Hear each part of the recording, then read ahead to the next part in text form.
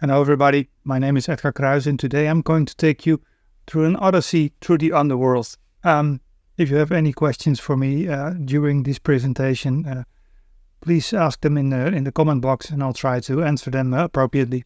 Well, without further ado, let's dive in. Death and resurrection have always been strong themes within Prince's body of work. Within the broader story he was trying to convey in the early to mid-1990s, or he was making up as he was going along, these themes were quite obvious. Halfway through 1993, Prince died, and he was resurrected as the ineffable one, depicted as a symbol we have all come to know and love so well. One could see the Glam album, which we're celebrating today, as Prince's journey through the Underworld, with its counterpart, the Gold experience, as the resurrection of sorts, in the form of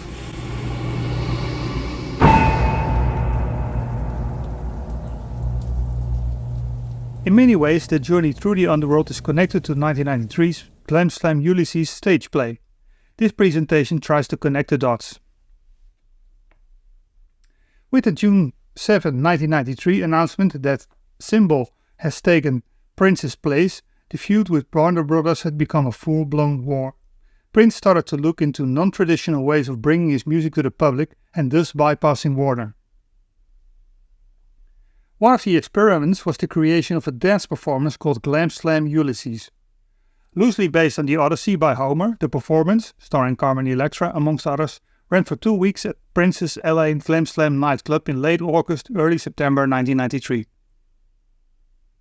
On the promotional flyer that was created for the show, it was promoted as the Homer-erotic Odyssey of Ulysses and his gang, the Strays of the World, through the universe of Glam Slam. And that actually sums up pretty nicely. Prince himself had no part in the show as he was on tour in Europe. He only had produced the soundtrack and it's unclear how much of the story he wrote. We do know that he was working on multiple stage plays at that point in time. Together with David Henry Hwang, writer of the play, and Butterfly, Prince had been working on a stage play / musical that would be titled Come. David Henry Hwang's libretto for that Come musical can be found in the 1995 book On a Bed of Rice, and it's a really fascinating hybrid of themes Prince was toying with in that era. From interactive communication with artificial intelligence to the temptation of mankind in the Garden of Eden and tales of the Middle Eastern princes.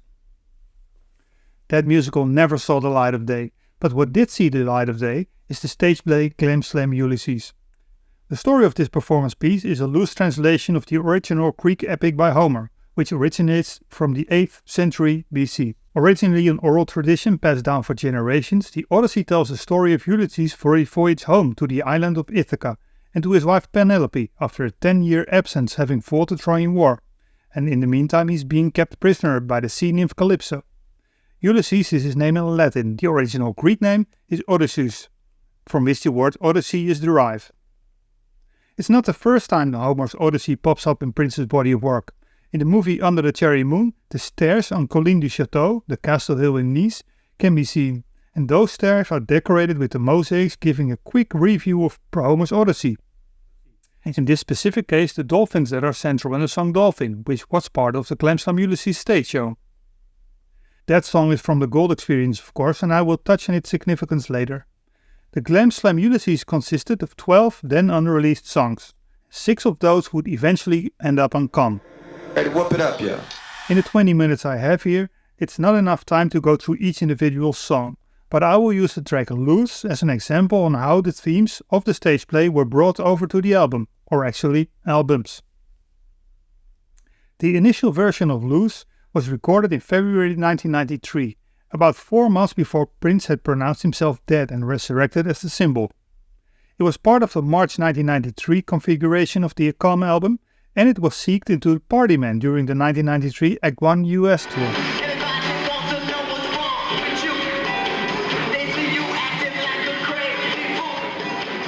That Act 1 tour was essentially Prince's live version of the Love Symbol album, and the story from that album was also brought to life on the 3 Chains of Gold VHS, which was released on the same day as the Come album. And at the end of that VHS, Prince is buried. And on the black and white cover of Come, you'll see 1958-1993 underneath his name, amplifying the fact that Prince had died. And this album, the Calm album, is the next step of this journey, a journey to the realm of death. And as many times in Prince's body of work, he manages to find a way to use sex as a metaphor. Austrian psychoanalyst Sigmund Freud and the French social theorist Michel Foucault argued that sex is imbued with death instinct. The two are fused. The death instinct pervades sexual activity. And especially in the language of the latter, it's very apparent. In French, orgasms are depicted as le petit mort, translating as the little death. And the saying comes from the 14th and 15th European century belief that having an orgasm removes the life force from the person. This belief relates to a theory by the ancient Greek physician Hippocrates, who stated that the human body consists of 4 fluids and maintaining balance in the body was crucial for health. So according to Hippocrates, ejaculating disturbs the balance and thus weakens the body's energy. You die a little. The concept is also visible in the Romanticism artistic movement, in which love and death are often intertwined. And the theme of death from pleasure is being represented in paintings as the sea crashing into the rocks. So from the opening track Calm to the final track Orgasm, indeed with the sea crashing onto the beach, the small death bookends this album. And loses somewhere in between as the 4th track of the 10-track album. And on some of the early configurations of the Calm album it was exactly in the middle. And in a Glam Slam Ulysses show it's the 6th act out of the 12 acts, so it's right in the center of the story. It was used in the Hades scene. Now Hades has 2 meanings. It's the name of the Greek god of the dead and the king of the underworld, but the name Hades also became synonymous with the underworld. And there's video available of the Hades scene, courtesy of dancer Kevin Stee, who was one of the dancers in the show. In the beginning of that scene we see a rather ridiculously looking Hades laughing and grinning. In the actual Odyssey, the scene is about the protagonist Odysseus, or Ulysses in Latin, entering the underworld and eventually returning. It's a resurrection of sorts, the very same way Prince resurrected himself as love symbol or symbol. Hades is depicted as the underworld, but it has multiple sections and layers. From the Elysian Fields, which is paradise, to Tartarus, which is hell, and places in between. Tartarus is as far beneath the underworld as the earth is beneath the sky. So to get there you have to go down. Now what did Prince sing about going down 10 years prior? In Let's Go Crazy? Exactly. And if the elevator tries to take you down, go crazy. And that's also what happens in the first verse of Loose. Everybody wants to know what's wrong with you, Prince sings. And they see you acting like a crazy fool. So within the Glam Slam Ulysses performance we see someone go crazy and then he's being pulled into the underworld. Compared to the eventually released version, the February 1993 version of Loose, the one that's in the show, is more or less a traditional guitar-driven rock song. And while Prince was a real musical innovator in the 1980s, he seemed to have a bit more trouble being an innovator once the 1990s rolled on. Grunge, alternative rock, hip-hop, dance took over the mainstream, but we see Prince apparently struggling and not fully knowing how to incorporate all of that in his work. He started flirting with rap on albums such as Graffiti Bridge, Diamonds and Pearls and Love Symbol, and in the morning papers you could see him wear a flannel shirt. And The Undertaker more or less sees his version of old rock, and Lou sees him expand further. In the early 1990s, rave and techno culture emerged from the underground. It was no longer performing bands that pushed club culture forward, like we saw in Purple Rain and Graffiti Bridge, but it was DJs. Although his 1987-89 dancer Cat came from the 1980s house scene and Detroit techno was heavily influenced by Prince's work, Prince mostly ignored the upcoming musical movement. Sampling the word house in bed dance is hardly acknowledging it. And also in the early 1990s, crossover bands like The Prodigy had bridged the gap between alternative and dance. And industrial bands were on the rise, especially Nine Inch Nails was rapidly on the way to become the biggest band on the planet. It's interesting to mention that the industrial movement has acknowledged the early work of Gary Newman as an influence, the very same work that inspired part of Prince's musical direction in the early 1980s. And let's take another sidestep for a moment. Nine Inch Nails have sampled Prince's Tambourine and The Times released it on their Head Like a Whole Opal remix. The latter is a sample of a sample, sorts, as a release it samples from the Tower of Power squib cake. And eventually the released version of Loose has more of an industrial rock meets acid sound than the version that we heard in Glam Slam Ulysses, and almost like Prince's take on the industrial old rave sound. He was trying to keep up with the musical climate and ultimately failing. That's not to say that Loose is an experiment gone wrong. It's a great track, I like it. The frantic 1 2 3 4 1 2 3 4 that opens the song has you on your feet in no time. It's like an alarm bell going off, the stomping beat, and especially the synths are, at least to me, very addictive. The first time this song was presented this way was April 2nd, 1994 in the TV special The Beautiful Experience. We see 1993 footage of Prince and the MPG lip-syncing to the track. And in June 1994 an industrial snippet of Loose was released as part of the end credits of the interactive CD-ROM. So when in August 1994, 30 years ago this week, Loose was finally released as part of the COM album, it had already been circulating for over a year in various incarnations. The lyrics seemed quite uneventful on the surface. You can clearly hear the beats are meant to be leading. But yet, if we dive deeper, there's some interesting stuff there. We already touched on the opening lines. Taken out of the Glam Slam Ulysses context, we can apply it to the way Prince is perceived in 1994 as well. People think he's acting like a crazy fool for ditching his name. That said, being the outsider, the odd one out, has always been part of Prince's mythos. Throughout his life, people have been saying he has been acting like a crazy fool. He touched on that in the controversy lyrics, for instance. And music has always been his escape. This might be him recounting his first encounter with this lifeline. When the music hits you, you don't know what to do. On the following verse, Prince is trying to be street tough. Banging gangs, slanging wangs and rock won't get you nothing but an angry cop. Now I must admit, as a non-native English speaker, I had to look up what that all meant. And according to UrbanDictionary.com, slanging means selling cocaine and narcotics, while slanging rock means selling crack cocaine, as used in the movie New Jack City. The site also teaches me that Wang is a Chinese name. Is Prince stereotyping here? That can't be right. And while I initially had my own thoughts about banging gangs, I eventually learned that a gangbanger is a member of a street gang. So yeah, in combination with the angry cop, I can totally see that street gangs selling drugs is something that would upset the police. But my initial thoughts with gangbangs turned out to be correct as well. These lyrics have fully sexual meaning.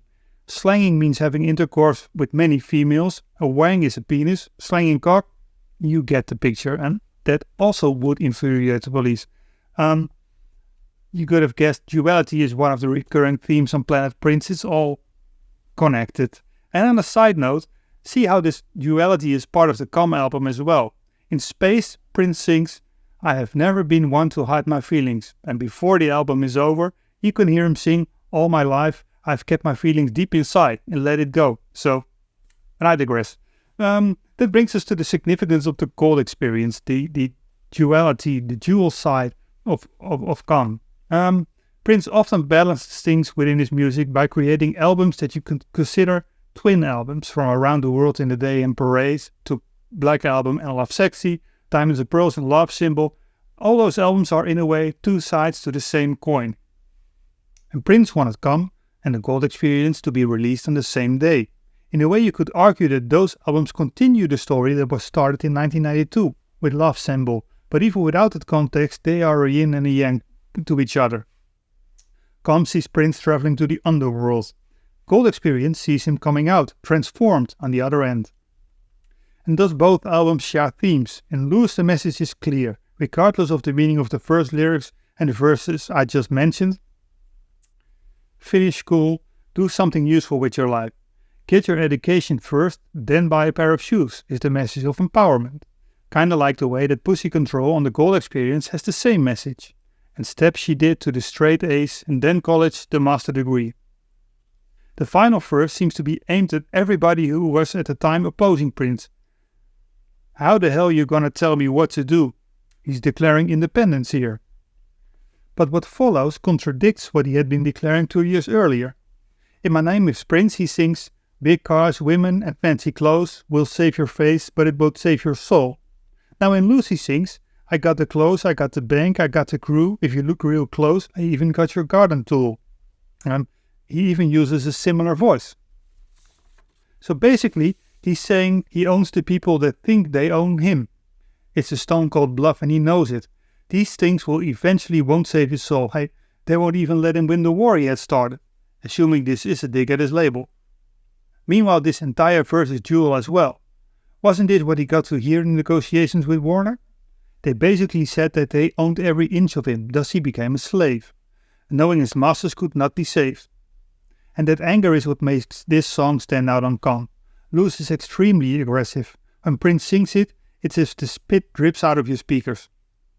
Those guitars are like machine guns. It has a totally different vibe than any other song on Calm.